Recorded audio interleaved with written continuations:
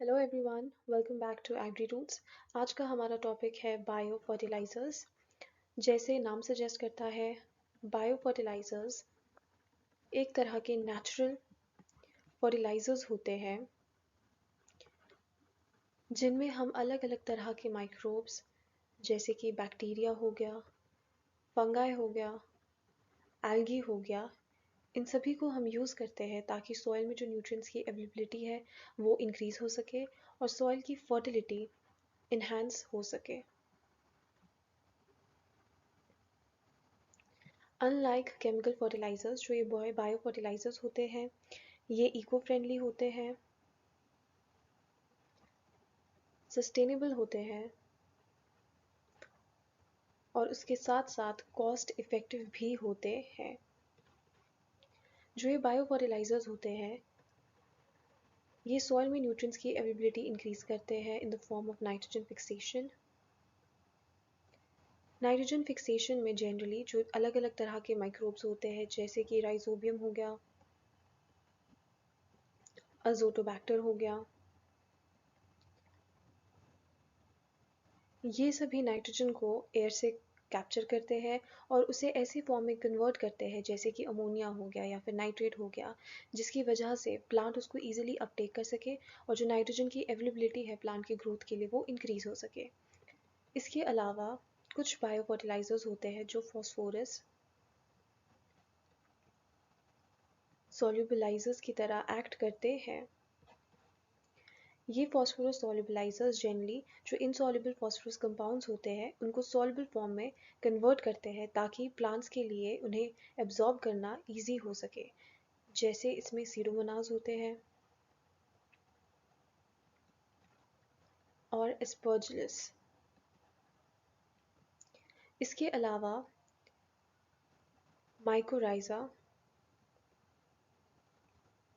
जो एक symbiotic association होता है किसी भी फंगाई का प्लांट के रूट के साथ, वो जनरली रूट सिस्टम को हेल्प करता है, वाटर एंड न्यूट्रिएंट्स जो है उसको एब्जॉर्ब करता है ज़्यादा एफिशिएंट तरीके से और प्लांट की ग्रोथ में हेल्प करता है। इसके अलावा ब्लू ग्रीन एल्गी, जिन्हें हम साइनोबैक्टीरिया भी कहते हैं, ये भी एटमॉस्फेरिक नाइट्रोजन फिक्स करने में इंपॉर्टेंट रोल प्ले करते हैं और सॉइल का स्ट्रक्चर जो है उसे इम्प्रूव करते हैं। जनरली हम जितने भी बायो फर्टिलाइजर्स जो है उनके बारे में बात करते हैं, वो नाइट्रोजन फिक्सेशन करते हैं अप टू 25 to 30%। जो यील्ड होती है उसमें इंक्रीज पाया जाता है इसके यूसेज से अबाउट 10 to 50%। और जो हमारे पास फर्टिलाइज़र यूज़ होता है उसमें डिक्रीज पाया गया है अप टू 20 to 50%। अब हम क्लासिफिकेशन ऑफ बायोफर्टिलाइजर्स के बारे में बात करने वाले हैं। जनरली जो बायोफर्टिलाइजर्स है वो 3 कैटेगरी में डिवाइडेड होते हैं, जैसे कि we have the free living, we have the associative, symbionts, next we have the symbiotic association. Now जो ये एसोसिएटिव सिम्बाइंट्स होते हैं और सिम्बायोटिक होते हैं उसमें फ़र्क क्या होता है कि जो ये एसोसिएटिव सिम्बाइंट्स माइक्रोब्स होते हैं वो जनरली रूट के अंदर नहीं, रादर देन दिस रूट के साइड में कहीं प्रेजेंट होते हैं और वो नाइट्रोजन जो है उसको फिक्स करते हैं। जबकि जो सिम्बायोटिक होते हैं वो रूट के विद इन प्रेजेंट होते हैं। जो ये एसोसिएटिव सिम्बायोट होता है, इनका जो रिलेशनशिप होता है होस्ट प्लांट के साथ वो नॉन ऑब्लिगेटरी होता है, जबकि जो सिम्बायोट होता है उनका जो रिलेशनशिप हमारे पास होता है, ठीक है, वो होता है ऑब्लिगेटरी। अगर हम फ्री लिविंग की बात करते हैं, ये डिवाइडेड होता है into 2 categories, aerobic and anaerobic. अगर हम एरोबिक की बात करते हैं उसमें आता है अजोटोबैक्टर, माइकोबैक्टर एंड बेजरनेक। इसमें से जो ये अजोटोबैक्टर होता है उसको सीरियल्स में देखा गया है, जैसे कि हमारे पास राइस हो गया, राइस में भी वाटर लॉग कंडीशंस जो होते हैं उसमें जल्दी से पाया गया है। उसके अलावा ओट्स में भी होते हैं, सनफ्लावर में भी होते हैं, ऑयल सीड्स हो गए जैसे सनफ्लावर मस्टर्ड है उसमें भी होता है, एंड साथ ही साथ कॉटन में भी होता है। जब हम एनारोबिक कैटेगरी की बात करते हैं तो ये डिवाइडेड है इनटू टू टाइप्स। एक ऑब्लिगेटरी होते हैं जिसमें हमारे पास आता है क्लॉस्ट्रीडियम, और एक होता है फैकल्टेटिव जिसमें आता है बैसिलस एंड क्लेबसीला। जो कॉटन होता है उसमें अजोटोबैक्टर जो है वो भी होता है, और उसके साथ साथ बैसिलस जो है वो भी जनरली होता है। फिर उसके बाद होता है एसोसिएटिव सिम्बायंट। एसोसिएटिव सिम्बायंट में आता है एजोस्पेरिलम, जैसे हमने पहले डिस्कस किया था कि एक नॉन ऑब्लिगेटरी रिलेशनशिप में होता है होस्ट प्लांट के साथ, which means it is facultative. Aerobic low oxygen conditions में भी ये सर्वाइव कर सकता है। जो एजोस्पेरिलम होता है इसे जनरली देखा गया है ग्रासेस में, सॉर्गम में, शुगरकेन में भी। उसके अलावा होता है सिम्बायोटिक। सिम्बायोटिक में आते हैं राइजोबियम,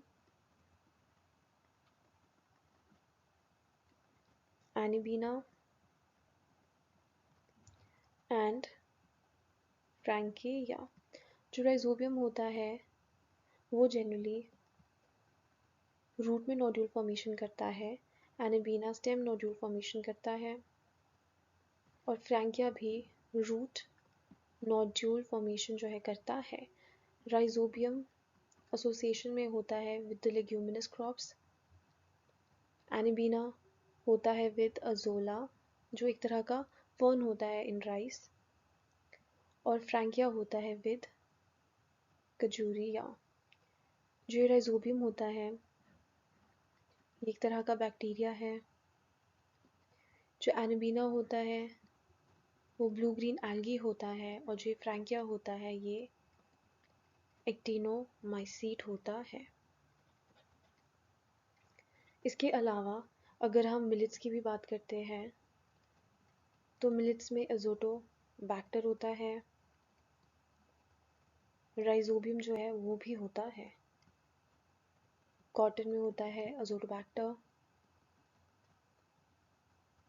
एंड बैसिलस। उसके अलावा अजोटोबैक्टर हमने बात कर दी है कि राइस में वाटरलॉग्ड कंडीशंस में होता है। अगर हमने सिम्बायोटिक नाइट्रोजन फिक्सेशन करनी है वीट में तब हम एजोस्पेरिलम जो है उसको यूज़ करेंगे।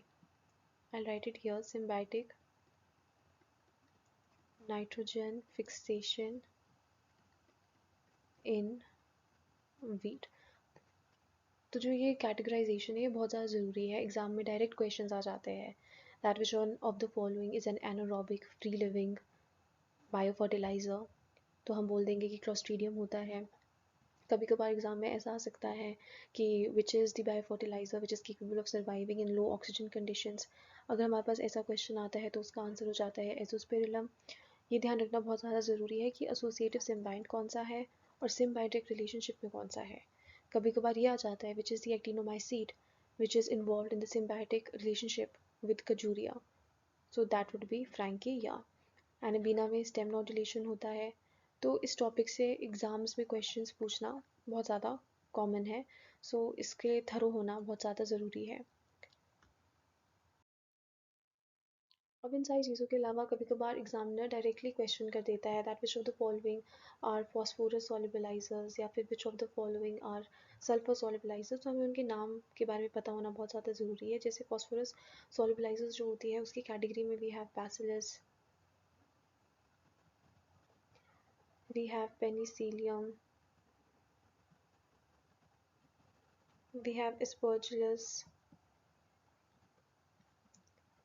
we have Pseudomonas, we have Acetobacter, we have Trichoderma। ये सारे के सारे फॉस्फोरस सॉल्युबलाइजर्स की तरह एक्ट करते हैं। इसमें जो बैसिलस होता है it is responsible for the fermentation of proteins. जो सीडोमोनास हमारे पास होता है it is responsible for the fermentation of fat. उसके अलावा हमारे पास सल्फर सॉल्युबलाइजर्स भी होते हैं। जैसे वी हैव आर्थ्रोबैक्टर, डिसल्फोब्रायन,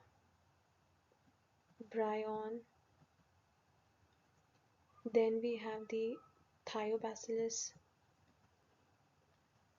उसके अलावा हमारे पास पोटेशियम सॉल्युबलाइजर्स भी होते हैं,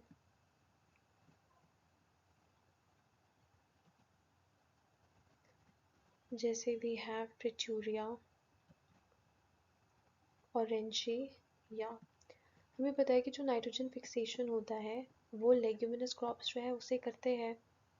इसके अलावा कुछ हमारे पास नॉन लेग्यूमिनस क्रॉप्स होते हैं जो नाइट्रोजन फिक्सेशन में इन्वॉल्व होते हैं, जैसे we have Frankia, Parasponia, Alnus, we have Leucaena leucocephala, we have Casuarina. ये कुछ एग्जांपल्स हैं नाइट्रोजन फिक्सेशन करने वाले नॉन लेग्यूमिनस प्लांट्स जो हैं उनके। उसके अलावा हमारे पास एक और तरह का रिलेशनशिप होता है जिसे हम वैम कहते हैं, विच इज़ वेसिकुलर और मस्कुलर माइकोराइजा। ये एक special kind of mycorrhizal association होता है जहाँ पे जनरली जो फंगाई होता है वो फूड जो है उसको स्ट्रक्चर्स में स्टोर करता है, जिसको हम वेस्कुलर्स जो है कहते हैं। और जो ये आबस्कुलर होता है ये न्यूट्रिएंट एक्सचेंज स्ट्रक्चर्स होते हैं which are present inside the root of the plant. अगर हम इस वैम कैटेगरी के बारे में बात करते हैं तो वैम कैटेगरी में आता है ग्लोमस, गिगास्पोरस, स्कुटेलोस्पोरा, इकैलोस्पोरा एंड स्क्लेरोसिस्ट। नेक्स्ट हम एक लिस्ट बनाएंगे कि कौन सा माइक्रोब कौन से होस्ट क्रॉप में नाइट्रोजन फिक्सेशन जो है करता है। जैसे वी हैव राइजोबियम, ट्राइगोनेला, ये नाइट्रोजन फिक्सेशन करता है इन अल्फाल्फा which is the queen of forage crops. Then we have Rhizobium trifoli, ये नाइट्रोजन फिक्सेशन करता है इन क्लोव या फिर हम बरसीम कह सकते हैं, that is the king of forage crops. Then we have Rhizobium leguminosarum, ये करता है nitrogen fixation in legumes like we have pea, gram and lentils. Then we have Rhizobium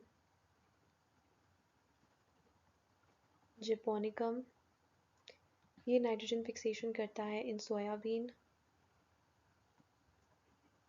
cowpea, sunn hemp, groundnut, moong में and red gram. Then we have Rhizobium solani, ये fixation करता है in orchids.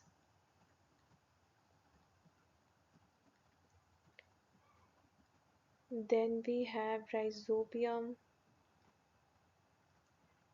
miloitus, ये करता है nitrogen fixation in fenugreek. We have Rhizobium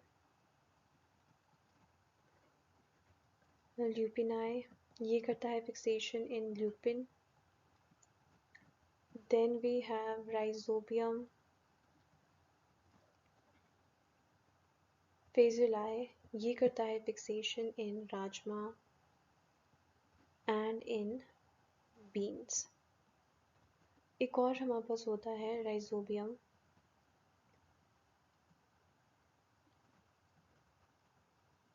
साइसर, वो करता है इन साइसर ग्रुप.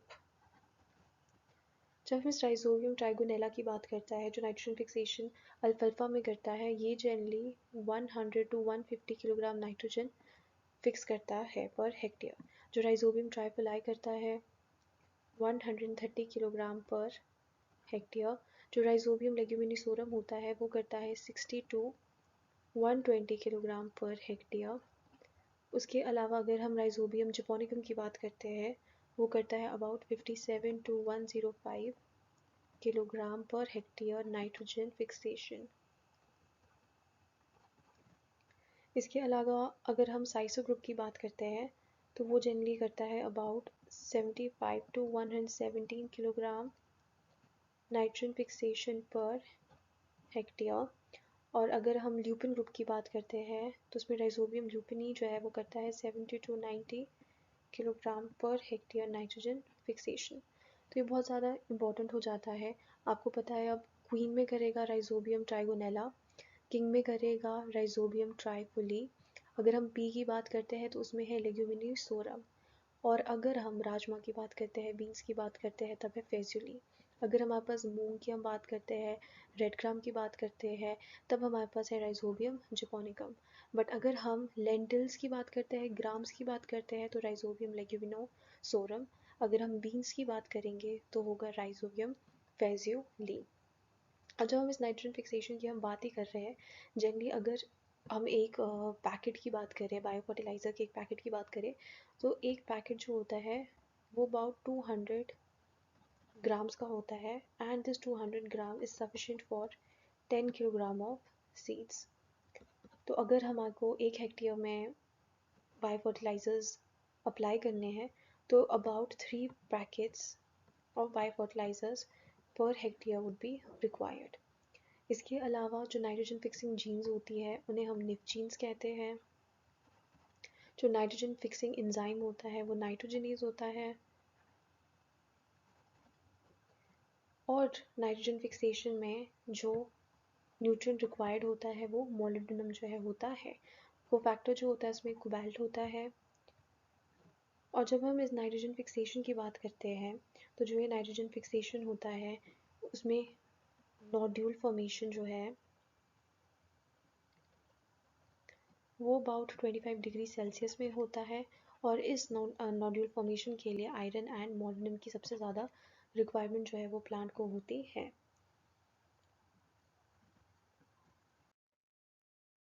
एट दी एंड अगर हम नाइट्रोजन फिक्सेशन की बात करते हैं तो जो ये ब्लू ग्रीन एल्गी होते हैं ये अबाउट 20 to 25% नाइट्रोजन फिक्स करते हैं। जो बायो फर्टिलाइजर्स होते हैं ये फिक्स करते हैं अबाउट 25 to 30% ऑफ नाइट्रोजन। जो अजोडोबैक्टर है या फिर जो राइजोबियम है